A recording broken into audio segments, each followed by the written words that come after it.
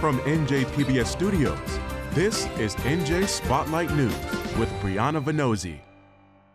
Hello, and thanks for joining us tonight. I'm Joanna Gagis. Brianna Venozzi is off. Coming up in the broadcast, the budget is center stage in Trenton right now. We hear from one lawmaker about funding education, energy, and public media. Plus, we get the latest on the Iran conflict and where the ceasefire agreement stands. And with temperatures on the rise, we look at urban heat islands. What are they, and why do they hurt the residents who live there? But first, the World Cup is less than 2 months away, and leaders in the state are preparing for the onslaught of visitors from all around the world. Hundreds of thousands of tourists are expected to attend the games that'll be played here in New Jersey between June 13th and July 19th. Now, some lawmakers want to capitalize on it. One plan is to temporarily hike the sales tax in the areas around the stadium where tourists are likely to shop. Democratic Senator Paul Sarlo introduced a bill to increase the sales tax from 6.6% to 9.6% during that time. But it's drawing criticism from Republicans who point to Governor Sherrill's campaign promise not to raise any taxes. That's not the only cost to spike. NJ Transit ticket rides from the stadium back to New York could cost around $100. That's according to the publication The Athletic. Now, the plan isn't finalized, but Governor Sherrill said earlier this week that New Jersey taxpayers simply can't be the ones to shoulder the financial burden of getting people to and from the World Cup games. And other states have proposed similar pricing models. And maybe you're thinking about how you could capitalize on the games. Residents are considering renting out their homes through Airbnb or some other short-term rental site, while Hoboken is considering an ordinance to regulate who can list their properties in their square-mile city. In particular, they don't want rent-controlled properties being offered up for potentially thousands, even tens of thousands of dollars. Many other cities and towns have ordinances regulating these types of rentals. We recently told you the story of a local pastor named Yason Cortez Vasquez, who's an immigrant who came to the country on a tourist visa in 2016. He was arrested by ICE on March 20th for overstaying that visa. Well, after much advocacy from his local community and congressional representatives, Pastor Cortez Vasquez has been released. He was held at Delaney Hall in Newark for 18 days, where he alleged having difficulty getting access to a Bible, a claim that ICE disputes, and where he was held during the Holy Week of Easter. Advocates who are pushing for his release cited his clean record and his work as a faith leader at a church called The Gathering Place in Elizabeth. They say he was attempting to go through the legal process to obtain citizenship. Well, the Department of Homeland Security acknowledged his release in a statement saying that he, quote, overstayed his visa by nearly a decade and failed to depart, that he was, quote, released on bond with a GPS monitor while he undergoes further removal proceedings, and that, quote, he will receive full due process. In the meantime, Pastor Cortez Vasquez was back in front of his church congregation on Sunday. Coming up, we talk with State Senator Andrew Zwicker about the state's budget challenges. That's next. Funding for NJ Spotlight News provided by the members of the New Jersey Education Association, making public schools great for every child. As hearings continue on the state budget and lawmakers hear from various organizations and groups asking for funding, they also have to balance a $3 billion structural deficit. State Senator Andrew Zwicker serves on the Budget and Appropriations Committee and joins us now to discuss some of his fiscal priorities as part of our Under the Dome series. Senator, thanks so much for being with us today. Go ahead. Thanks for having me on. You've been outspoken on a number of topics as we're in this budget season. Some of them cost money, some of them maybe not. But I want to start with the power grid, because as the state's balancing its budget, homeowners and residents in the state are trying to balance theirs with these rising costs of energy. You're calling for upgrades to the power grid. What would that look like? So there's a lot of new technology out there that will allow us to transmit more electricity over our existing grid. And our grid has been around for decades. It's old, it's aging. We're trying to put more power onto the grid for whatever reason, lower our energy costs by doing that, because this is a supply versus demand sort of thing. And so this is requiring the Board of Public Utilities to begin the process so that we can quickly and rapidly upgrade our grid. It's not about necessarily building new grid, it's about upgrading what we currently have. What are the costs behind some of the upgrades that you're calling for? Is this an initial investment that needs to be made that could cost the state more at this moment when, like I said, there is somewhere around a $3 billion structural deficit? So, like, anything, there will be a cost to it. What has to be determined is who's going to bear the brunt of the cost. The state does not own the grid. The utility companies own the grid, but they have the ability to transmit some of their costs to us, the ratepayers.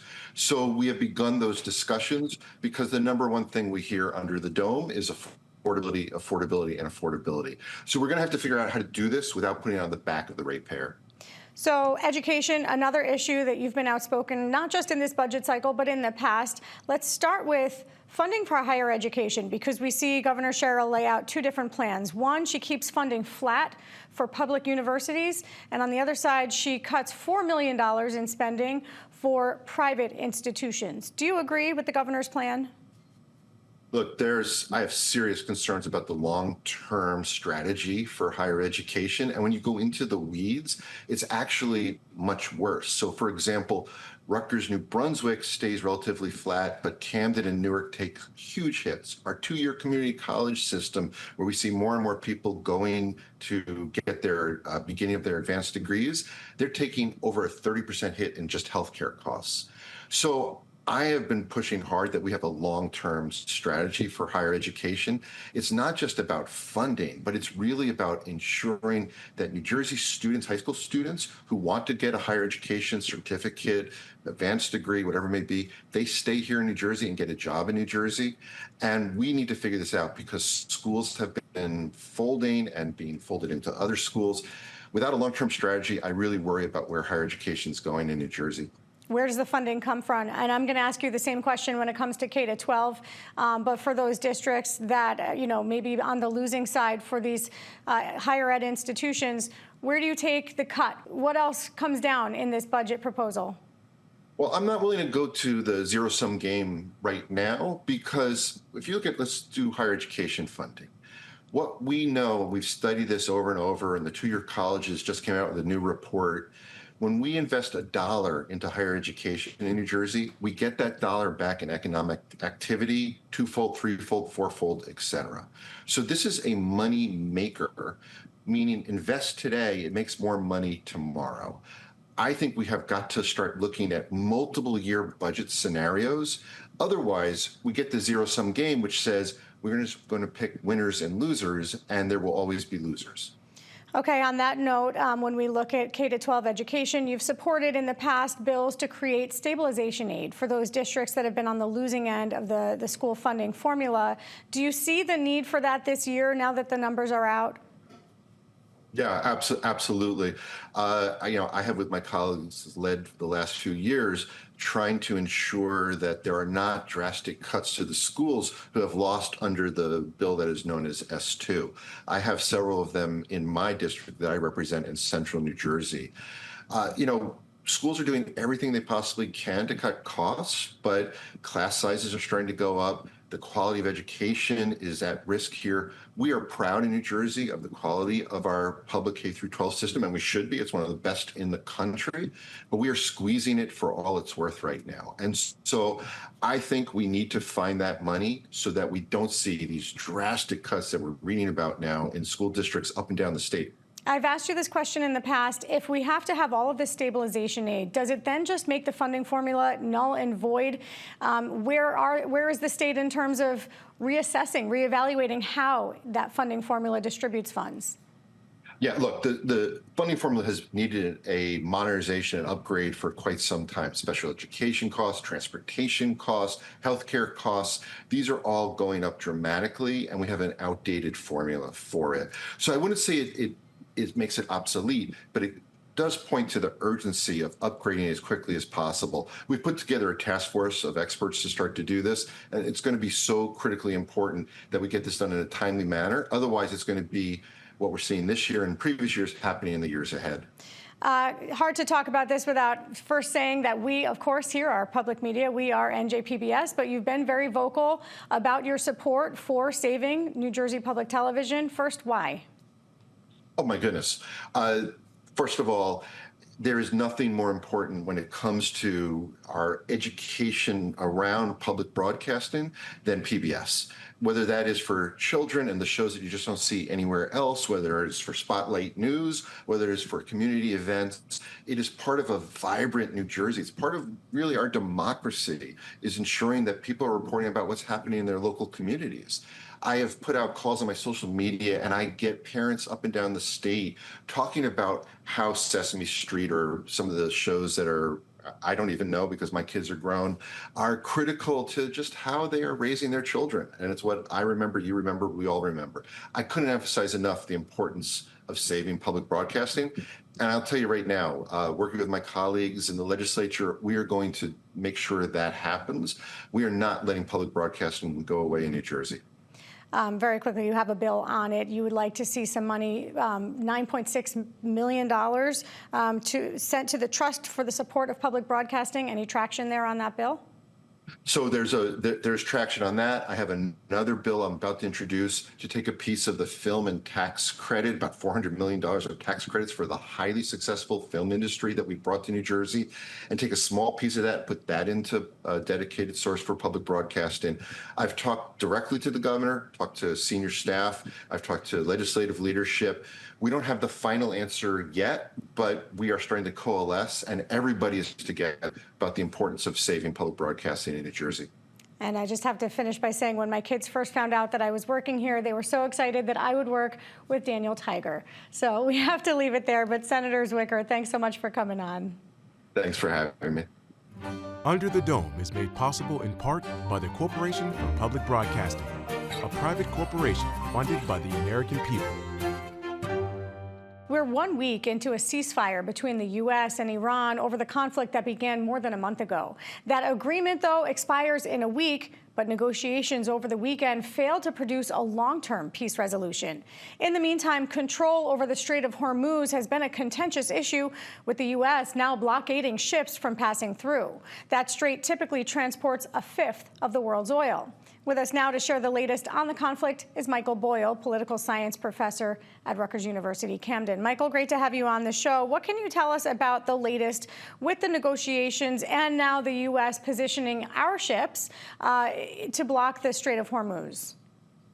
So there's been a lot of developments with the negotiations. I'll start with that. J.D. Vance was in Islamabad and made a pitch for a 20-year suspension of nuclear enrichment from Iran. Iran countered with essentially a 5-year suspension of enrichment, but less sort of commitment over the long run than J.D. Vance was in fact actually hoping. So this has been relatively high stakes from the U.S. I mean, essentially what they did is they went to Islamabad and in a face-to-face with the American vice president, pitched a much bigger, more sweeping deal for Iran than when we might have expected. Unsurprisingly, that didn't work. I mean, I think if you go in with really maximalist demands in a very short window of a day or two to make an agreement, you can't be surprised that it didn't work. The interesting question is they're kind of going back to the table now and starting to trade proposals about what kind of suspension we might wind up with. It might be a 5-year suspension, a 10-year suspension. There might be some movement on the highly enriched uranium that Iran actually has. So it'll be interesting to see whether this works out. My concern is that this comes in some way better than the last agreement we had in 2015 with Iran, which in many ways was a commendable agreement. The difference is the Trump administration kind of ripped that up and has now launched not only the June campaign, but this war. So you would hope that after that amount of cost, you get a better deal, and we won't just be kind of walking ourselves back to where we were in 2015. A couple follow-ups there. First, it's important to note that Pakistan has been a part of really helping to mediate between the two sides, obviously trying to keep those conversations going. We know that. Right before this peace agreement, the president put out in a social media post that he was prepared to eliminate the entire Iranian civilization if there was an agreement reached. One, what impact, if any, does that type of language have? Let's start there. Well, so, I mean, let's be clear about what that is. Eliminating an entire civilization is a call for a war crime at a minimum, and possibly a call for even more sweeping claim of genocide after that. So what President Trump is doing is using a lot of very loose language that normally American presidents wouldn't use, the normal diplomatic correspondents wouldn't use. And I think the best explanation you can come up with is that he's trying to essentially muscle Iran into a deal by making kind of outlandish threats. Some have speculated that he's trying to play the kind of madman theory. If you think he's unpredictable, that you'll get more kind of as a concession from that. Do you think, Michael, to jump in there, do you think that's been an effective strategy in these negotiations to bring Iran to the table? No. And on some level, we're not anywhere closer with Iran at the table than we were before. I think what the president has done is use some very loose inflammatory language at really very little cost. And in fact, what he's doing is losing the social media war around this. Iran has actually garnered a little bit more sympathy internationally, and the president has imposed more costs on the U.S. from language like that. I want to pick up on that thought just in terms of global perception, because Iran, what we've seen reported is that they say that they have actually benefited in some way from the attacks on their country because they've gotten this kind of control over the Strait of Hormuz and are able to impact the global economy. Now the U.S. has positioned ships as of this week to block that strait. Is this a way to kind of take away that control? And what impact do you think that has on global perception of the U.S.?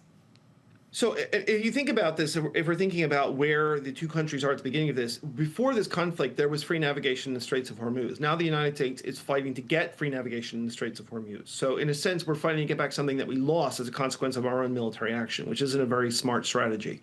I think what's also happened, and I think is really dangerous here, is that both Iran and the United States have started to barter about more or less imposing tolls or a degree of control over the Straits of Hormuz to interrupt free shipping and commerce. That is a violation of the law of the sea, but it's also an extraordinarily dangerous precedent for us to get into, that countries are going to start to impose kind of tolls and control shipping, and that actually could work to Iran's favor, that if Iran is able to in some way be the toll master for the Straits of Hormuz, that's going to be cash towards Iran. So now the Trump administration is trying to stop that by essentially pushing Iran out of the Straits of Hormuz, blockading it itself, and threatening to stop any Iranian-flagged vessels. I understand why they're trying to do that. In a sense, they want to place pressure on Iran, economic pressure, to get it to fold in the negotiations they had in Islamabad. But in the long run, you're creating a very dangerous precedent that now the U.S. is blockading the Straits of Hormuz in order to stop Iran from blockading the Straits of Hormuz. Aside from the obvious problem that doesn't make a lot of sense, it's creating a very bad international precedent that the U.S. doesn't want to live with. At this point, who is able to get through? Which ships are able to get through now that the U.S. has this blockade in place? So the situation is very confused on the ground. The U.S. is imposing a blockade that is a little bit technical, in the sense that a blockade, in the way that they're administering it, like the blockade they've imposed on Cuba, means that they contact vessels and they have the right to board those vessels, but they often do it with the cooperation of the people sailing the vessels. In practice, the U.S. actually hasn't stopped that many ships so far. We have a blockade in place, but if you read what's been happening, they're letting a lot of vessels go through. They're letting even some Iranian-flagged vessels go through. The official terms of the blockade is they will stop anything going in or out of an Iranian port. But in practice, they haven't done that so far. So right now, we say we have a blockade in place. We say we have the right to stop ships, but we're not actually stopping that many ships. And the consequence of this is a kind of leaky blockade, like the U.S. is administering, may also still push up the world price of oil. So we're all going to feel it at the pump because there's a blockade being imposed, but it's a very leaky, inefficient blockade. We also know that today in Washington, D.C., Marco Rubio is sitting down with the heads of Israel and of Lebanon, and this is historic. Just give some context for this meeting and what's happening there.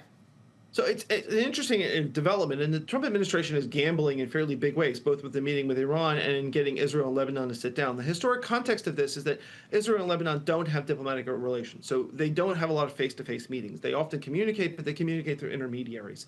This is an attempt in Washington to broker a face-to-face meeting, which could potentially lead to a kind of break in the logjam and a diplomatic relationship between Israel and Lebanon that is formal and recognized. But the big sticking block here is Hezbollah.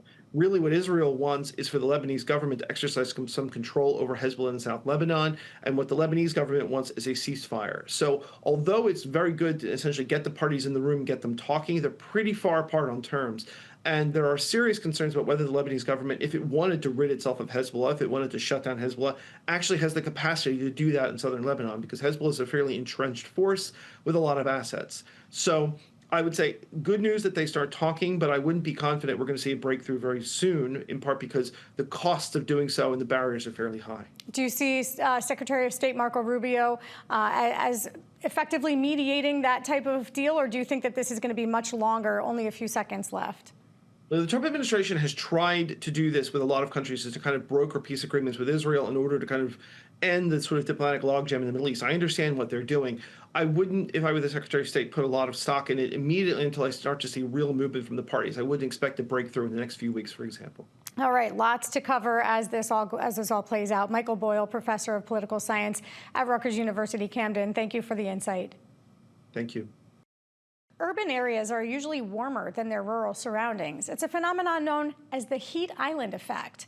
These heat islands can have some dangerous health impacts on the residents who live in them, and they can actually impact communities by driving up their energy costs. The State Board of Public Utilities recently committed $5 million to 10 different municipalities across New Jersey to help mitigate these impacts. Here to talk more about it is Jennifer Sauter from the Rutgers Center for Urban Policy Research. Jen, great to have you on the show. Thanks so much for coming on. Thank you for having me. What is the heat island effect? In other words, what does it actually do? How do these urban spaces actually create this effect? The urban heat island effect is really just when you have a built-up area which is densely populated just envision a lot of roof surfaces, paving surfaces, and other surfaces that heat up and retain heat. So you're displacing the natural systems. So really any urban area can have an urban heat island effect. Obviously, less greenery too, right? Less plants, less vegetation. What areas in New Jersey are most vulnerable to this heat island effect? New Jersey, a lot of New Jersey has this, can experience the urban heat island effect. And in particular, overburdened communities, densely populated communities like Newark, which is a hotspot actually in the nation. I think it's the second hotspot in the nation, and Paterson, Trenton, Camden, and really any area that has that condition can experience this problem. I set it up in the intro here, but we know that you said that these are overburdened communities. They're already dealing with a range of other types of environmental impacts, whether it's truck traffic or sometimes water pollution. But when we talk about the impact on the costs of cooling spaces in this heat island effect, how is this a compounded problem? Well, if you picture it, you have an increased temperature, and then you're increasing your need for cooling, which is then increasing the need to, on the grid, the power grid, so there's more pollution going into the air. And then in addition, some communities and some households don't have air conditioning. So when you're having those increased conditions, you're exacerbating health problems, and that's a real problem, especially for vulnerable populations that already have maybe respiratory issues or heart conditions. The increased heat can really pose a danger for a lot of people and communities across New Jersey. Yeah, something that's not often talked about, but we have covered here on our news, is the impact on pregnant women, actually the impact on early labor and maternal health impacts. Death, in fact, is significant. So help us understand now what the state is doing. The BPU is stepping in. They're putting $5 million behind some mitigation efforts. Can you talk about that project and what that's going to look like? Absolutely. It's a really exciting project, and it's statewide, and it's $5 million, as you mentioned, and it's distributed into 3 different categories. There are 2 projects that are $1 million projects, which are larger scale, of course, and there are about 4 projects that are focused on resilience hubs, and then the remaining projects are smaller micro projects that really show how strategies to mitigate the urban heat island can be at all different scales. And they're really great projects, so exciting, working with community partners in Newark, Trenton, Paterson, Camden, Atlantic City, just to name a few. And each project is different. A lot of them include major planting initiatives, redevelopment of parks, resilience hubs, cooling centers, and green infrastructure. When you talk about planting and green infrastructure, what does that look like? Make that come to life for us. Sure. It can mean a lot of things. And in this case, it can be things like green roofs, the opportunity to green a roof, because if you picture a city, lots and lots of square footage of roofs, and roofs are really an area that retain heat. So you can have a green roof, which basically means a planted roof, and you could have a white roof. So anytime that you have a choice to pick a lighter color for those surfaces, it's going to reduce that urban heat island effect. And there's other things like rain gardens, plantings that absorb water, and any area that when you're replacing a black asphalt area or a dark material with a plant, you're going to be reducing that urban heat island effect. Can you talk to us about how Rutgers is involved in these projects? How are you involved? Well, we're really excited to be part of this project. So the Rutgers Center for Urban Policy Research is helping to provide technical assistance. So we'll be working with the awardees across the state and working with BPU to make sure that In the beginning of each project, we're baselining what are the temperatures now and how are these mitigation strategies making an impact. And also we're helping to tell the story because we want to make sure that the community members involved are getting the benefit, understanding the importance of this project and how it's impacting the community. And a lot of these projects are really community-based, so the community members are a big part of making it happen. How will you measure success here? Oh, there's a lot of different ways. Some are the analytical piece of saying the temperature over time will decrease, and we can do that through modeling.